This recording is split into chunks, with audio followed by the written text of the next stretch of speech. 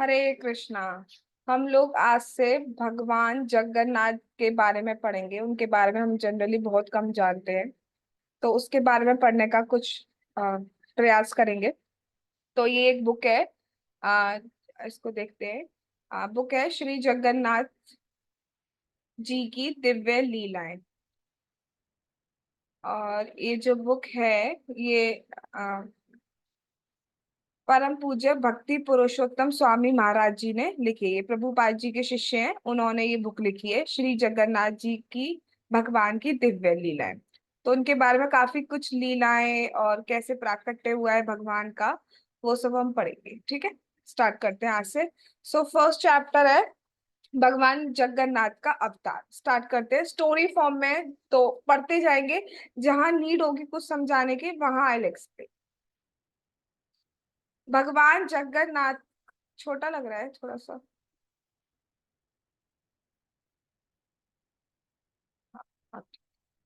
भगवान जगन्नाथ का अवतार। सतयुग के समय मालवा नामक राज्य में राजा इंद्रद्युम्न शासन करते थे। तो एक राज्य का नाम बताया जा रहा है मालवा। वहां पे राजा इंद्रद्युम्न थे जो शासन करते थे। उनकी राजधानी अवंती थी। भगवान ब्रह्मा से उत्पन्न उस परिवार में वे 25वें पुत्र थे। अब ये क्या मतलब हुआ है? ये क्या मतलब हुआ है? भगवान ब्रह्मा से उत्पन्न, तो हमें ये समझना चाहिए कि इस सृष्टि के प्रथम जीव कौन है? ब्रह्मा। भगवान तो भगवान है, भगवान की नाभि से कमल उत्पन्न हुआ और उस पर ब्रह्मा जी की उत्पत्ति हुई। तो इस सृष्टि के पहले जीव कौन है? ब्रह्मा जी। और ब्रह्मा जी से फिर आगे आगे आगे ऐसे करके संतानें आती गई। मनु आए, प्रजापति आए। तो उसी इसलिए ब्रह्मा जी को अगर पूछा जाए ना, आपके पिता कौन है, उनके पिता के पिता कौन है, उनके पिता के पिता कौन है, तो ऐसे पीछे पीछे पीछे पीछे पीछे पीछे जब हम पहुंचेंगे तो सबसे लास्ट आएगा ब्रह्मा जी। और ब्रह्मा जी कहाँ से आए? भगवान से। तो भगवान तो जीव है नहीं, वो तो भगवान अलग हो गए। तो ब्रह्मा जी से ही सबकी उत्पत्ति हुई है। तो यहाँ पे जो इंद्रदुम्न की बात की जा रही है, वो 25वें पुत्र थे उस परिवार में। मतलब जो जनरेशन चली आ रही थी, उस जनरेशन में वो 25वीं जनरेशन थे। वह भगवान विष्णु के महान उपासक थे। तो सबसे अच्छी बात, सबसे इंपॉर्टेंट बात यह है कि वो भगवान के भक्त थे। और अतः अतः वर्ड इज वेरी इंपॉर्टेंट। जो भगवान की भक्ति करता है, जो भगवान विष्णु कृष्ण की भक्ति करता है, उनमें गुण अपने आप आने लगते हैं। तो सर्व गुण संपन्न थे। अब क्या हुआ? एक दिन अपनी नित्य की पूजा समाप्त करके राजा ने राज पुरोहित से पृथ्वी ग्रह पर किसी तीर्थ के विषय में बताने की प्रार्थना की, जहां वह पर ब्रह्म परमेश्वर का साक्षात दर्शन कर सके। तो भक्तों का ये गुण देखा जाता है कि उनको धाम यात्रा करनी होती है, वृंदावन यात्रा, मायापुर यात्रा, जगन्नाथपुरी यात्रा, ये यात्राएं करनी होती है। तो ऐसी जो राजा इंद्रदुम्न थे, उन वो भी अपनी सभा में बैठे हुए थे, और उनके पुरोहित जी भी उस सभा में बैठे हुए थे। तो आजकल की सभाएं होंगी, उनमें तो क्वेश्चन ये होगा, और पैसा कैसे कमाया जाए, वो उस राजा के पास ज्यादा पैसा कैसे है, मैं उसको कैसे जीत सकता हूँ, उसको कैसे हरा सकता हूँ, उसके घर में क्या हो रहा है, उसकी लड़की भाग गई तो अब क्या करना है। तो ऐसी ऐसी ऐसी बातें ज्यादा होती हैं आज के टाइम पर। बट पहले जो बात होती थी, क्योंकि राज ऋषि थे, तो बात ये होती थी कि ऐसा कोई तीर्थ स्थान बताइए कि जहां से मैं परमेश्वर का दर्शन साक्षात कर सकूं, मतलब डायरेक्ट मैं भगवान को देख सकूं। राजा की आज्ञा का पालन करते हुए राजपुरोहित ने राज्य के समस्त तीर्थ यात्रियों की एक सभा बुलाई। जब राजा ने पूछा तो उन्होंने कहा ठीक है। तो उन्होंने क्या करा कि उस राज्य में जो भी लोग तीर्थ यात्रा पर जाते थे, तीर्थ यात्री जो थे, उन सबको बुला लिया। अब कोई फॉर एग्जाम्पल चित्रकूट जाता है, कोई कहीं जाता है, कोई प्रयाग गया, कोई हरिद्वार गया, तो सब जगह के तीर्थ यात्रियों को बुला लिया है, जिससे वो एक कंक्लूजन हमारे पास आ पाए। राजपुरोहित ने अपने हाथ जोड़ते हुए सभी तीर्थ यात्रियों से पूछा। जो पुरोहित जी थे, पंडित जी, पुरोहित जी, उन्होंने हाथ जोड़ते हुए तीर्थ यात्रियों से पूछा, क्या आप कोई ऐसा स्थान जानते हैं जहां हमारे राजा अपने नेत्रों से परमेश्वर के दर्शन कर सके? उनमें से एक तीर्थ यात्री ने उत्सुकता से उत्तर दिया। तो बहुत सारे तीर्थ यात्री थे, बट उनमें से एक ने उत्तर दिया। क्या उत्तर दिया? भगवान की असीम कृपा से मैंने इस लोक पर उपस्थित सभी तीर्थों के दर्शन किए हैं। भगवान की कृपा है कि मैंने सभी तीर्थों के दर्शन किए हैं। मैं आपको वह स्थान बता सकता हूँ जहां राजा स्वयं अपने नेत्रों से परब्रह्म परमेश्वर की अतुलनीय सुंदरता के दर्शनों का रसपान कर सकते हैं। और भारतवर्ष में वह तीर्थ उद्र देश अर्थात उड़ीसा नामक स्थान पर है। तो उन्होंने कहा कि भगवान की कृपा से मैंने बहुत तीर्थ स्थानों पर भ्रमण किया है, और मैं अब आपको एक ऐसा तीर्थ स्थान बताता हूँ जहां पे अगर राजा जाएंगे और दर्शन करेंगे तो बहुत सुंदर दर्शन होगा भगवान का। अतुलनीय सुंदर है भगवान, और उनसे दर्शन कर सकते हैं। वो स्थान भारतवर्ष में उद्र देश, पहले से उद्र देश कहा जाता था, अब उसका जगह का नाम उड़ीसा है।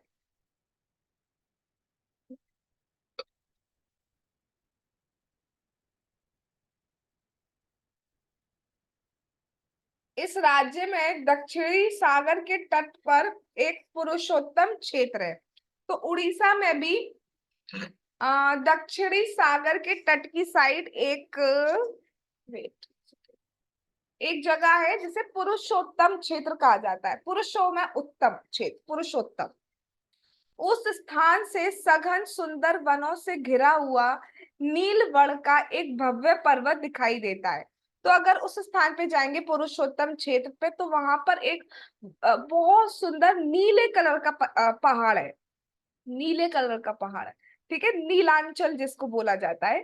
तो नीलवर्ण का एक पर्वत है जो बहुत ही सुंदर वनों से घिरा हुआ है। पर्वत की चोटी पर कल्प वृक्ष नामक एक विशाल बरगद का वृक्ष है। पर्वत की चोटी पर देखेंगे बहुत बरगद का वृक्ष है। और कल्प वृक्ष क्या होता है कि उसके आगे जो इच्छाएं मांगो वो पूरी हो जाती है। उस वृक्ष के पश्चिम में पवित्र स्थान के लिए स्वच्छ सुगंधित जल से परिपूर्ण रोहिणी कुंड नामक एक सुंदर तालाब है। तो ये भगवान कृष्ण जहाँ होंगे वहां कुंड, वन, ये होंगे ही होंगे। तो वहां पर एक कुंड भी है जिसका नाम रोहिणी कुंड है। वह तालाब स्वच्छ जल के रूप में परमेश्वर की असीम कृपा से पूरित है। उसका जल गंदा नहीं होता है, स्वच्छ ही रहता है। इसलिए कहा जाता है कि भगवान की उस पर बहुत बड़ी कृपा है। यदि कोई व्यक्ति रोहिणी कुंड के जल का स्पर्श करेगा तो तुरंत ही उसे मोक्ष प्राप्त हो जाएगा। हरि बोल। ठीक है, तो जब भी जाए पुरुषोत्तम भगवान करें सब एक एक बार होके आए और वहां पर रोहिणी कुंड के जल का स्पर्श पाए। आगे देखते हैं। उस तीर्थ यात्री ने नील पर्वत की महिमा का वर्णन करते हुए आगे कहा। तो वो आगे और बता रहे हैं उस जगह के बारे में, स्पेशलिटी। कुंड की पूर्व दिशा में भगवान वासुदेव का एक विग्रह है। उनकी अति उत्तम मूर्ति इंद्र नीलमणि नीले स्फटिक से निर्मित है।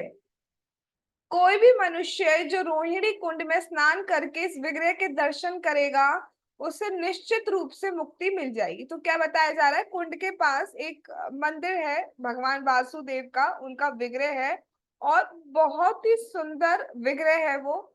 ब्लू कलर का नीलमणि, नीले स्फटिक, मतलब एक होता है नीला कलर धब्बादार बेरंगा, ऐसा वाला नीला नहीं, मणि जो होता है ना नीलमणि, मतलब उसमें इफुल्जेंस आए, बहुत रोशनी हो। ठीक है, तो स्फटिक मणियों का, जेम्स का बना हुआ है, ब्लू जेम्स, ब्लू जेम बोला जाए तो एग्जैक्टली नीलमणि का बना है। तो ऐसा कहा जाता है कि जो रोहिणी कुंड में स्नान करके पवित्र होकर भगवान के दर्शन करता है, भगवान वासुदेव के दर्शन करता है, उसको तुरंत ही मुक्ति मिल जाए।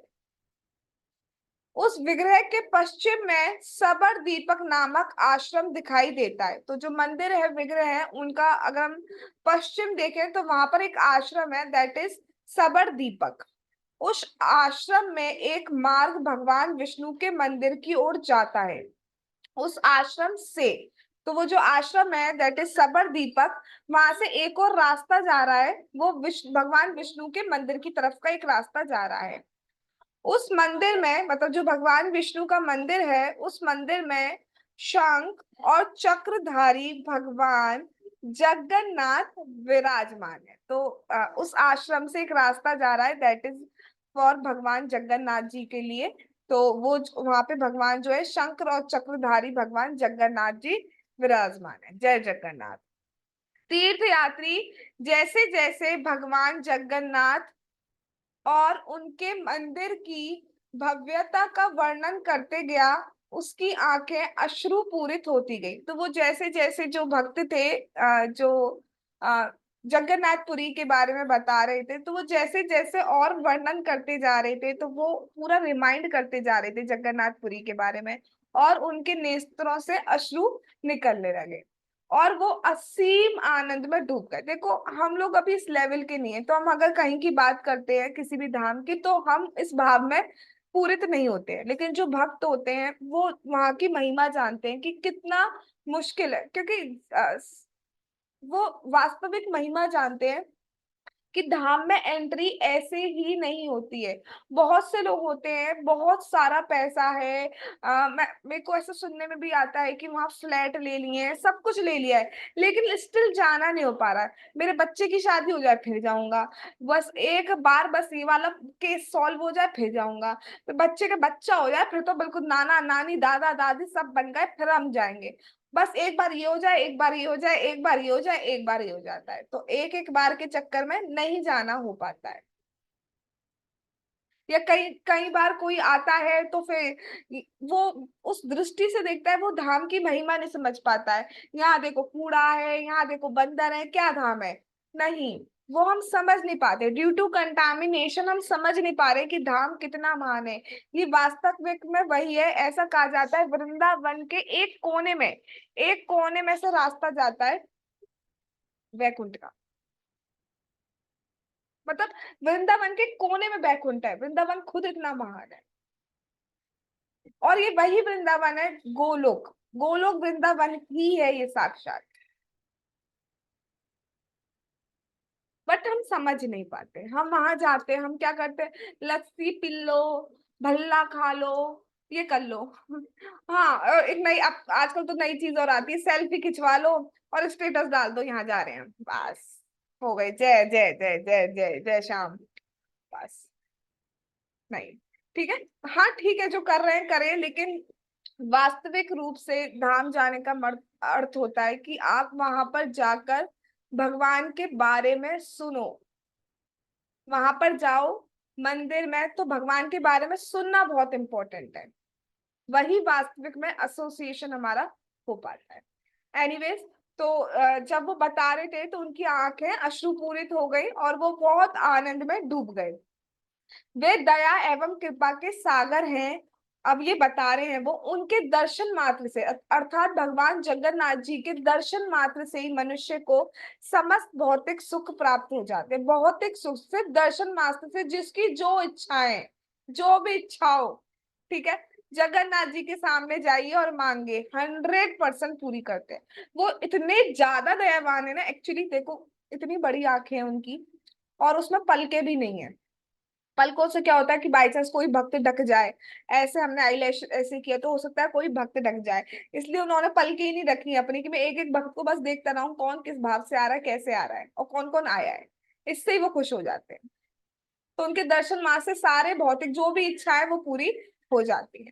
ऑल दो हमें भक्ति के लिए भगवान के सामने जाना है, लेकिन फिर भी स्टिल कोई भी इच्छा हो या कोई इच्छा खत्म करवानी हो या कोई प्रॉब्लम आ रही है जो भी, तो सीधे जगन्नाथ जी के पास जाओ, जगन्नाथ कृष्ण अभिन्न, तो सारी इच्छा आपकी पूरी हो जाती है। भगवान जगन्नाथ के दर्शन प्राप्त करने के लिए मैंने पूरे 1 वर्ष नीलांचल पर्वत पर निवास किया, क्योंकि दया के सागर भगवान जगन्नाथ ने इस महामूर्ख को अपनी सेवा का अवसर प्रदान किया था। कितनी सबसे बड़ी बात यह है कि 1 साल कोई जगन्नाथपुरी रह गया तो वो वापस वैसे ही नहीं आता है जैसा गया था, अलग ही होके आता है। और बहुत बड़ी कृपा होगी जब भगवान बुलाते हैं अपने धाम। उनकी दया से मैं सभी 18 विद्याओं अर्थात ज्ञान की शाखाओं में पारंगत हो गया और मेरी बुद्धि शुद्ध हो गई। अब देखो यहाँ से क्या कह रहे हैं, वो 18 विद्याओं में पारंगत हो गया। दैट मीन्स वहां पे जाके उन्होंने कोई छोले भटूरे, लस्सी और भल्ला और जो पेड़े, ये सब नहीं खाए। उन्होंने वहां जाकर एसोसिएशन किया, भगवान के बारे में सुना, तभी तो विद्या आएगी। भगवान क्या है, भगवान कितने दयालु हैं, भगवान के नाम जाप किया, भगवान के रूप के बारे में, भगवान के गुणों के बारे में, भगवान की लीलाओं के बारे में, भगवान के भक्तों के बारे में सुना, और उससे ही हमारी बुद्धि शुद्ध होती है। उस अलौकिक ज्ञान के परिणाम स्वरूप मैंने स्वयं को भगवान जगन्नाथ के चरणों में पूर्ण रूप से समर्पित कर दिया। अब मुझे भगवान विष्णु के अलावा कुछ भी नहीं दिखाई देता है। तो इस लेवल पर वो पहुंच गए कि जब उन्हें ज्ञान प्राप्त हुआ कि भगवान भगवान है, यानी कि भगवान कृष्ण, भगवान जगन्नाथ, भगवान विष्णु भगवान है, तो वो सीधे उनकी भक्ति में लग गए, उनका नाम जाप करने लगे और उनके बारे में सुनने लगे। सी सबसे ज्यादा जो हमारी बुद्धि शुद्ध होती है वो भगवान के बारे में सुनने से होती है। आज भी मैं सुबह एक लेक्चर सुन रही थी, उसमें विदुर जी मैत्री जी से कह रहे हैं कि आप मुझे और बताइए, मैं तृप्त नहीं हो पा रहा हूँ, मैं भगवान के बारे में और सुन रहा हूँ, अब मेरी मेरी क्यूरियोसिटी और ज्यादा हो रही है कि मुझे और बताओ भगवान के बारे में, मेरे को और बताओ। हम कुछ खाते हैं, कुछ पीते हैं, कोई चीज हमें बहुत पसंद है, लेकिन एक लिमिट के बाद हमारा उससे पेट भर जाएगा, राइट। कुछ कुछ हमें देखना है, कोई टीवी सीरियल, कोई सॉन्ग, कुछ भी बहुत पसंद हो, लेकिन एक टाइम के बाद मन भर जाता है। लेकिन वो कह रहे हैं भगवान की कथा तो इतनी अच्छी है, ऐसा अमृत है कि इसमें और डाले जाओ, कान में और डाले जाओ, डाले जाओ, डाले जाओ, डाले जाओ, डाले जाओ। लेकिन मन नहीं भर रहा, तृप्त नहीं हो पा रहे हैं। तो उसमें वर्ड आया स्वादु स्वादु पदे पदे, पद पद पे हमें स्वाद हो रहा है। हाँ, इट में पॉसिबल और लोग होते होंगे तृप्त, लेकिन मैं तृप्त नहीं हो पा रहा हूँ, मुझे तो और सुनना है। तो उसका असर क्या हुआ, भगवान के बारे में सुनने से उनकी बुद्धि स्थिर हो गई, निष्ठ हो गई, और उन्हें अब भगवान के अलावा और कुछ नहीं चाहिए, इसलिए और कुछ दिखाई ही नहीं देता है। जब हमें कुछ और चाहिए होता है तो हम जगह जगह वो चीज ढूंढते हैं। फॉर एग्जाम्पल किसी को पत्नी चाहिए फॉर एग्जाम्पल, तो उसे हर लड़की में पत्नी दिखाई देगी। कैसे दिखाएगी, क्या ये बन सकती है, नहीं। ये बन सकती है, नहीं। ये बन सकती है, हाँ, तो दिखाई देगी। या एग्जाम्पल, हम रास्ते में जा रहे हैं और पंचर हो गया, ठीक है, अब हमें हर शॉप पे ही दिखाएगा ये puncture puncture puncture puncture puncture puncture puncture. हर शॉप शॉप पे हम पंचर देखने लगते हैं। तो जब हमें कुछ चीज चाहिए होती है उसको हम देखते हैं, लेकिन उन्हें कुछ चाहिए नहीं, भगवान चाहिए, इसलिए हर जगह उन्हें भगवान ही दिखाई देने लगे। राजा के समक्ष गिरते हुए तीर्थयात्री ने उनसे नीलांचल पर्वत पर जाकर भगवान के दर्शन करने के लिए हार्दिक प्रार्थना की। तो वो महाराज जी से, यानी कि इंद्रद्युम्न महाराज से कह रहे हैं कि आप और कहीं मत जाइए, आप नीलांचल पर्वत पर जाइए और वहां भगवान के दर्शन करिए। क्या प्रार्थना करते हैं, प्रिय महाराज, आप तो भगवान विष्णु के महान अनुयायी हो, आप तो असीम प्रेम और आस्था के साथ उनकी सेवा में निरंतर समर्पित हो। मैं आपके पास धन की इच्छा लेकर नहीं, बल्कि आपसे प्रार्थना करने आया हूँ कि आप पुरुषोत्तम धाम जाकर लक्ष्मीपति भगवान जगन्नाथ की पूजा अर्चना करें। तो क्या कह रहे हैं कि मेरे को कुछ नहीं चाहिए, ये मैं, क्योंकि एक भक्त भक्त का गुण ही होता है, अगर वो भगवान के बारे में कुछ बता रहा है तो उसको बदले में कुछ नहीं चाहिए होता है कि उसको पैसा दो और कुछ भी दो, ये नहीं चाहिए होता है, ठीक है। बट क्यों, एक जब उसने वो आनंद खुद फील किया होता है तो वो उसको गाए बिना रह नहीं पाता, क्योंकि एक भक्त में दया का गुण होता है। वो जानता है कि सारे जीव कितने बड़े दुख में, त्रिताप हमें सता रहे हैं, और उन त्रितापों को काटने का सिर्फ एक ही रास्ता है, दैट इज भगवान की शरण शरण लेना। तो वो कह रहे हैं कि आप वहां जाइए, जगन्नाथपुरी जाइए, भगवान जगन्नाथ जी के दर्शन करिए, आपको इतना सुख प्राप्त होगा, इतना सीम आनंद प्राप्त होगा कि उसको मैं एक्सप्लेन भी नहीं कर सकता। ओ, ये कहकर यात्री अदृश्य हो गया, चले गए वो वहां से। राजा इंद्रद्युम्न ने ऐसी किसी अलौकिक स्थान के विषय में सुनकर स्तब्ध रह गए। उन्हें इस जगह के बारे में, जगन्नाथपुरी जी के बारे में अभी तक पता नहीं था, तो वो सुन के बहुत स्तब्ध, मतलब हक्के बक्के रह गए।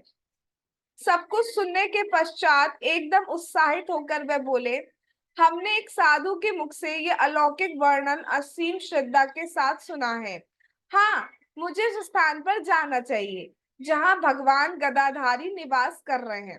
राजा अचानक अपने आसन से खड़े हो गए और राजपुरोहित की ओर देखते हुए बोले, अरे ब्राह्मण, कृपया दया निधान भगवान के मुझे दर्शन करवाने में मेरी सहायता करें। ईश्वर की कृपा से ही मैं धर्म, अर्थ और काम के विषय में जान पाया। अब कृपया मोक्ष प्रदान करने वाले पुरुषार्थ का ज्ञान प्राप्त करने में मेरी सहायता करें। हाँ, तो धर्म अर्थ काम मोक्ष ये चार पिलर माने जाते हैं। तो धर्म अर्थ काम ये सब मेरे पास आ गया। अब मोक्ष के लिए मुझे प्रयास करना है। तो कृपया मुझे भगवान के दर्शन कराने में मेरी सहायता करें। राज पुरोहित जी ने कहा, हाँ, पुरुषोत्तम क्षेत्र जाने और वहां निवास करने का विचार अति उत्तम है। वह कुछ क्षणों तक विचार मुद्रा में शांत खड़े रहे और फिर बोले, पहले मुझे अपने लघु भ्राता विद्यापति को नीलांचल भेजने दें। वह आपके और राज परिवार के सदस्यों के निवास हेतु उचित स्थान खोजकर शिविर की व्यवस्था कर देगा। राजा पुरोहित के प्रस्ताव से सहमत हो गए।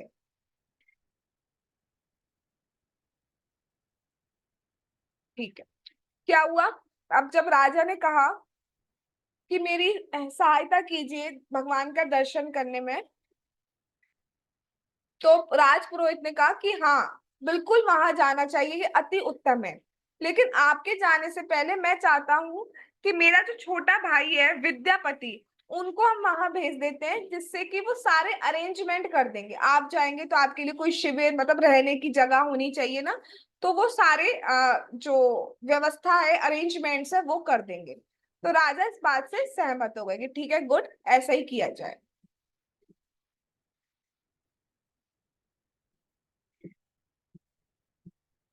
हाँ।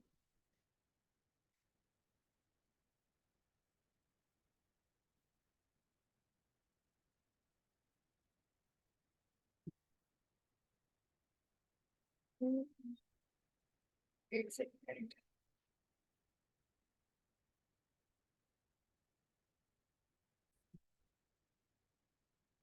उसके बाद क्या हुआ? जो राजपुरोहित ने उनको जाने के लिए कहा, अपने भाई विद्यापति को। और विद्यापति जो है अपने स्थान से निकले और अनेक स्थानों का भ्रमण करने के बाद विद्यापति ऐसे जिले में पहुंचे जहां शबरों का निवास था। शबर एक अलग टाइप की जाति होती है, तो उनका निवास था। ये शबर अनार्य थे, मतलब अनार्य थे, मतलब जो राजाओं का कर्तव्य होता है, राजाओं की तरह जीवन नहीं जीते थे। उन्होंने वहां एक स्थानीय व्यक्ति के घर में शरण ली। तो कहीं जा रहे हो, बहुत लंबे सफर पे निकले हो, तो कहीं ना कहीं तो शरण लेनी होती है। तो वहीं पर ही लोकली जो एक रेसिडेंट था, उनकी शरण उन्होंने ले ली। जब वे उस घर में पहुंचे तो घर का मालिक बाहर गया हुआ था, किंतु उसकी युवती पुत्री ललिता घर में अकेली थी। तो जब वो उस घर में शरण लेने के लिए गए तो वहां पे कोई नहीं था। एक जो मालिक था वो नहीं था, उसकी बेटी थी ललिता। थोड़ी देर बाद घर का मालिक भी आ गया और उसने अपनी पुत्री को ब्राह्मण अतिथि की सेवा करने का आदेश दिया। तो कुछ देर बाद वो जो घर का मालिक था, मतलब उस बेटी के जो पिता थे, वो आ गए और उन्होंने कहा कि ये ब्राह्मण आए हैं, इनका बहुत अच्छे से स्वागत करो। तो यहाँ से हमें बहुत बड़ी सीख मिलती है। पहली सीख कि अतिथियों का सम्मान हमें बहुत अच्छे से करना चाहिए। दूसरी, अगर ब्राह्मण अतिथि है तो विशेष रूप से। विद्यापति कुछ काल तक वही, अच्छा, अब थोड़ा सा इसमें से देखते हैं। हाँ, तो उन्होंने, जब कोई आया है तो उससे बात करना भी स्टार्ट करा उन्होंने कि आपको कष्ट हुआ होगा, आप थके हुए होंगे, कुछ देर यहाँ बैठिए, आप विश्राम कीजिए। उनका नाम विश्वसु था, विश्वसु। तो विश्वसु ने विद्यापति के लिए जल की व्यवस्था की, जिससे कि वे उनके पैर धो सके, उन्हें बैठने का आसन दिया। किस तरीके से हम देखते हैं कि एक अतिथि का सम्मान किया जाता है। विश्वसु ब्राह्मण के लिए प्रसाद तैयार करने लगे। ठीक है, प्रसाद बनाया। इसी तरीके से सम्मान किया जाता है, जब कोई आए तो उसको सबसे पहले आसन दो, कुछ अच्छे बात करो, अच्छे वर्ड्स बोलो, जल दो। ठीक है, और उसके लिए प्रसाद की व्यवस्था करो। लेकिन विद्यापति कुछ दिन तो वहीं रहे, लेकिन उनकी इच्छा बस ये थी कि सीधे वो भगवान के दर्शन करें। शबर के घर में रहते हुए विद्यापति ने जो जितना वो आचरण कर रहे थे, जितना सम्मान कर रहे थे, उसमें कुछ विशेषताएं देखी। प्रत्येक रात्रि को शबर कहीं बाहर जाता था और दूसरे दिन दोपहर तक कपूर, कस्तूरी तथा चंदन की सुगंध से युक्त होकर घर लौटता था। उन्होंने क्या देखा कि जो विश्वसु हैं वो रात को कहीं जाते हैं और अगले दिन दोपहर को आते हैं, और जब दोपहर को वापस आते हैं तो उनसे कपूर की, कस्तूरी की, चंदन की बहुत सुंदर खुशबू आती है। समझ में आ गई बात। वो कुछ दिन तक वहीं पर रहे। जब वो आए, स्टार्टिंग में फर्स्ट डे आए तो उन्होंने बहुत सम्मान किया और डेली उनका बहुत सम्मान करते थे। तो जब आप किसी के घर पे रहोगे तो कुछ चीजें ऑब्जर्व तो हो ही जाएंगी, कुछ स्ट्रेंज होंगी तो कुछ चीजें हम ऑब्जर्व कर लेंगे। वही उनके साथ हुआ कि वो देखते ही क्या है, मतलब रोज रात को चले जाते हैं कहीं और नेक्स्ट डे दोपहर में आते हैं, और जब आते हैं तो उतनी खुशबू लेके आते हैं कपूर की, कस्तूरी की और चंदन की। आ, अच्छा। अब विद्यापति ने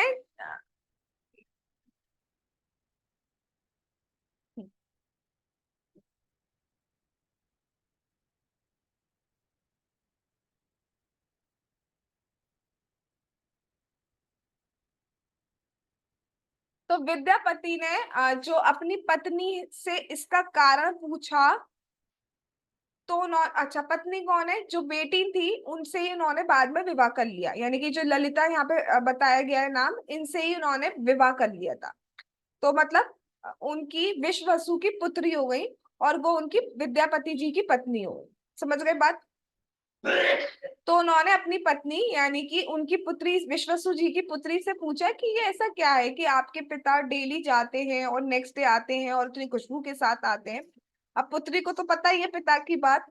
तो उन्होंने, क्योंकि अब मेरे पति हैं उनको सब बता देना चाहिए, जबकि ये बहुत कॉन्फिडेंशियल, बहुत बड़ा सीक्रेट था, किसी को नहीं बताया गया था, ये बहुत बड़ा सीक्रेट था कि था क्या एक्चुअली।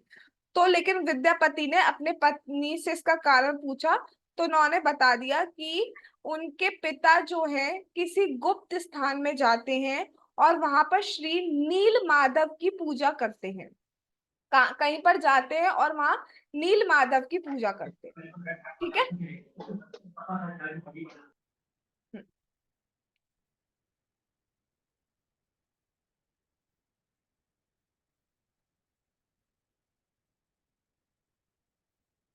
उसके बाद क्या हुआ। उस दिन से विद्यापति के हर्ष का ठिकाना ना रहा। यद्यपि ललिता के पिता ने आदेश दिया था कि वे किसी से भी श्री नील माधव के विषय में कुछ भी न बतलाएं, किंतु उसने अपने पति से बतलाकर इस आदेश का उल्लंघन कर दिया। जो पिता थे विश्वसु, उन्होंने सबसे कह रखा था, अपनी पुत्री से भी कह दिया था कि इस रहस्य को किसी को मत बताना कि मैं नील माधव जी के दर्शन करने जाता हूँ। लेकिन क्योंकि पत्नी थी और अपने पति पे पूरा विश्वास था, तो उन्होंने ये उल्लंघन कर दिया अपने पिता की बात का, और उन्हें पूरा रहस्य बता दिया कि पिताजी जो है वो नील माधव के दर्शन करने के लिए जाते हैं। अब क्या हुआ, विद्यापति को जब पता चला कि ऐसे कि छुप छुप के नील माधव जी के दर्शन करने जाते हैं, तो वो भी उत्सुक हो गए कि मुझे भी देखना है। तो विद्यापति श्री नील माधव का दर्शन करने के लिए उत्सुक हो उठे और शबर की पुत्री से ने बारंबार अनुरोध किया, तो शबर विश्वासु ने विद्यापति की आंखों पर पट्टी बांध दी। अब क्या हुआ, उन्होंने, वो फिर विश्वसु जी से कहते हैं बार बार कि मैं भी नील माधव जी के दर्शन करना चाहता हूँ, मैं भी करना चाहता हूँ। उन्होंने कहा कि पहले तो उन्होंने बहुत बार टाल दिया, इस बात को मना कर दिया। लेकिन फिर जब उनके दामाद ने इतनी बार कहा तो उन्होंने कहा कि ठीक है, एक कंडीशन है कि मैं आपको ले जाऊंगा, लेकिन मैं आपको रास्ता नहीं बताऊंगा जिससे कि आप दोबारा नहीं जा पाओ वहां। ये बहुत बड़ा सीक्रेट है। सिर्फ एक बार दर्शन कराऊंगा, लेकिन दोबारा आप नहीं जा सकते, तो इसलिए आपकी आंखों पर मैं पट्टी बांध के ले जाऊंगा, सो दैट आपको रास्ता याद नहीं हो। ठीक है, आप एक बार दर्शन कर लो, आपकी इच्छा है, लेकिन बार बार आप वहां नहीं जा सकते, ये एक कॉन्फिडेंशियल है। और उसे श्री नील माधव के दर्शन कराने ले गए।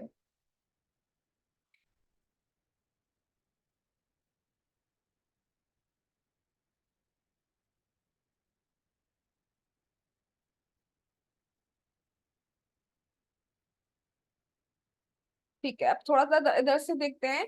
विद्यापति विश्वसु की आवाज का अनुसरण करते हुए मंद गति से आगे आगे चलने लगे। उनकी आंखों पर पट्टी बंधी हुई थी और रात को ही ले गए थे, तो रात को अंधेरा भी होता है तो कुछ दिखता नहीं है। तो विद्यापति जी को विश्वसु जी गाइड करते जा रहे थे कि अब चलो, लेफ्ट चलो, राइट चलो, ऐसे करके बोलते जा रहे थे। आंखों पर पट्टी थी और वो जैसे जैसे इंस्ट्रक्शंस दे रहे थे वो उसको फॉलो कर रहे थे, उसके अकॉर्डिंग आगे आगे बढ़ते जा रहे थे। अंधकार से परिपूर्ण यात्री में कई घंटों की कठिन यात्रा के पश्चात वह उषा काल में रोहिणी कुंड पहुंच गए। तो पूरी रात यात्रा करी, उसके बाद थोड़े से दिन के टाइम पर वो रोहिणी कुंड जो हमने अभी सुना था वहां पर पहुंच गए। तब साबर साबर अर्थात विश्वसु बोले, अरे महान ब्राह्मण, ये रोहिणी कुंड है। इस संसार का समस्त जल इसी कुंड के प्रताप से ही अस्तित्व में है। समस्त तत्व यहीं से उत्पन्न होते हैं और विध्वंस के पश्चात इसी में समाहित हो जाते हैं। ये सभी तीर्थ में सर्वोत्तम है। यहाँ पर स्नान करके मनुष्य स्वयं में भी वैकुंठ प्राप्त करने के योग्य बन जाता है। इस जलाशय के पूर्व की ओर आप वृक्ष को देख सकते हैं जिसको कल्प वृक्ष कहा जाता है। उस वृक्ष की छाया में पल भर विश्राम करके कोई भी मनुष्य ब्रह्म हत्या के पाप से मुक्त हो सकता है। तो वो पूरी उसके बारे में बता रहे हैं, रोहिणी कुंड है और इसके इस डायरेक्शन में कल्प वृक्ष है। इस रोहिणी कुंड में स्नान करने से वैकुंठ की प्राप्ति हो जाती है, ऐसा बताते हैं। आगे क्या कहते हैं, वट वृक्ष और जलाशय के मध्य में वृक्षों का एक झुंड है जहां वेदांत को प्रकट करने वाले ईश्वर निवास करते हैं। कृपया वहां जाइए एवं भगवान के धाम का दर्शन कीजिए। उनके दर्शन करके आप समस्त पापमय कर्मों के दंड से मुक्त हो जाओगे। आपको पुनः कभी भवसागर में नहीं गिरना पड़ेगा। फिर क्या हुआ, उन्होंने रोहिणी कुंड में स्नान किया, विद्यापति जी ने अपने गुरु का स्मरण किया और दर्शन हेतु मंदिर में प्रवेश कर दिया। फिर जब प्रवेश किया तो ये हमारे लिए बहुत बड़ी शिक्षा है कि सबसे पहले जब मंदिर में एंटर करें तो भगवान को नमस्कार करना चाहिए। भगवान को नमस्कार किया और अंतर मन से उनकी प्रार्थना करके विद्यापति भगवान के सम्मुख बैठ गए और ऊंचे स्वर में, क्या लिखा है मुझे दिख नहीं रहा, ये क्या लिखा है मुझे दिख नहीं पा रहा है, कि किसका जाप करने लगे वो वहां। हरे कृष्णा कृष्ण कृष्ण हरे हरे, हरे राम राम राम हरे हरे। उनको अपने जीवन में ऐसे परम आनंद का अनुभव कभी नहीं हुआ था। कुछ अलग ही फील हुआ जब वो वहां पहुंचे, उन्हें कुछ अलग ही फील हो रहा था। बहुत ही सुंदर, बहुत ही आनंद की अनुभूति हो रही थी, ऐसा आनंद कभी फील ही नहीं हुआ था। कुछ समय उपरांत थोड़ी देर वहां रहने के बाद विद्यापति जो है मंदिर से बाहर आ गए। उन्होंने विश्वसु को पवित्र वट वृक्ष के नीचे बैठे देखा। साबर ने उन्हें शुभकामनाएं देते हुए कहा, आपने भगवान का दर्शन करके अपने जीवन को सफल बना लिया। अब आप अत्यधिक थकान का अनुभव कर रहे होंगे। अब दिन का अंत होने वाला है, मतलब रात आने वाली है, दोबारा अंधकार हो जाएगा। यहाँ पर भयंकर जंतु हैं, हमें अंधकार होने से पूर्व आश्रम के लिए चल देना चाहिए, मतलब वापस लौट जाना चाहिए। थोड़ा सा इस वाली में से भी देखते हैं। पट्टी बांधी फिर दर्शन के लिए गए। अच्छा, अब यहाँ पे क्या बताया जा रहा है कि जब वो जा रहे थे दर्शन के लिए पट्टी बांधकर, तो उनकी जो पत्नी थी उन्होंने क्या करा, एक वस्त्र में कुछ सरसों के दाने यानी कि जो मस्टर्ड सीड्स होते हैं वो रख के दे दिए, ये तुम ले जाओ। और उसने क्या करा, जो विद्यापति थे उन्होंने क्या करा, रास्ते में वो उनके दाने गिराते गए कि इन्होंने तो पट्टी बांध दी कि मैं नेक्स्ट टाइम देख नहीं पाऊंगा, पर उन्होंने अपनी बुद्धि का यूज किया कि ठीक है मैं दाने डालता जाता हूँ, फिर नेक्स्ट टाइम जब मुझे आना होगा तो उन दानों को फॉलो करता करता करता करता मैं सीधे मंदिर तक पहुंच जाऊंगा। तो वो एक पोटली में ऐसे मस्टर्ड सीड्स लिया है और बिखेरते हुए चलने लगे। फिर जब वो वहां पर पहुंचे उनकी पट्टी हटाई गई और उन्होंने श्री नील माधव जी के दर्शन किए जो हमने अभी पढ़ा। और वो इतने प्रसन्न हो गए, अभी लिखा ना उनको बहुत आनंद फील हुआ, यहाँ पे हमने पढ़ा है कि उनको बहुत ज्यादा वाला आनंद फील हुआ। ऐसा आनंद उन्हें कभी नहीं हुआ था। और आनंद में क्या करने लगे, वो नाचने लगे, वो भगवान की स्तुति करने लगे, उन्हें इतना ज्यादा सुख प्राप्त हुआ। इस तरह से स्पष्ट है कि श्री नील माधव भगवान के अर्चा विग्रह थे। भगवान अपने भक्तों की विशेषतया जो समुन्नत नहीं होते, लाभान्वित कराने के लिए अर्चा विग्रह के रूप में प्रकट होते हैं। प्रतिमा नाही तुम्ही साक्षात ब्रजेंद्र नंदन। ये जो हमारे सामने विग्रह होते हैं भगवान के, एक मूर्ति नहीं होते हैं। मूर्ति और अर्चा विग्रह में डिफरेंस है। मूर्ति तो जैसे आप देखो कि पॉलिटिशियन है, ठीक है, तो रास्ते में उनकी मूर्ति मिल जाएगी आपको, और जब कोई जयंती आती है तब उन पे फूल माला चढ़ा दी जाती है, और पूरे साल कोई मतलब नहीं होता है, तो दैट इज मूर्ति। बट अर्चा विग्रह ऐसे नहीं होते हैं। भगवान उस अर्चा विग्रह में भगवान स्वयं होते हैं। मतलब ये भी नहीं कहा जा सकता है कि उस विग्रह के अंदर है भगवान, ये भी गलत बात होगी। वो विग्रह ही स्वयं भगवान है, ये भी गलत बात हो जाएगी। कोई कहे कि हाँ ये अर्चा विग्रह है और इसके अंदर भगवान प्रेजेंट है, नहीं। वो पूरे के पूरे भगवान ही खड़े हैं। फॉर एग्जाम्पल अगर मैं कृष्ण बलराम की बात करूं, तो कृष्ण बलराम आपके सामने खड़े हैं मंदिर में, तो आप ये नहीं कह सकते कि कृष्ण भगवान की या बलराम जी की प्रतिमा है और प्रतिमा के अंदर भगवान है, ना जी ना। वो साक्षात भगवान ही खड़े हैं आपके सामने।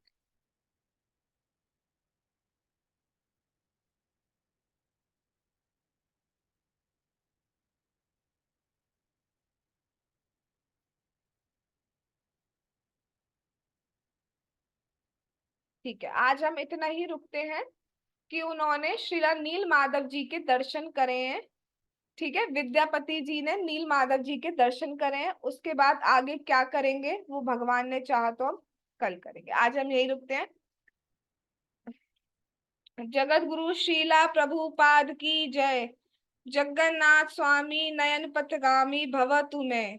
श्री श्री जगन्नाथ बलदेव सुभद्रा मैया की जय। श्री श्री गौर निताई की जय। श्री श्री कृष्ण बलराम की जय। श्री श्री ललिता विशाखा राधे श्याम की जय। श्री वृंदावन धाम की जय। जगन्नाथपुरी धाम की जय।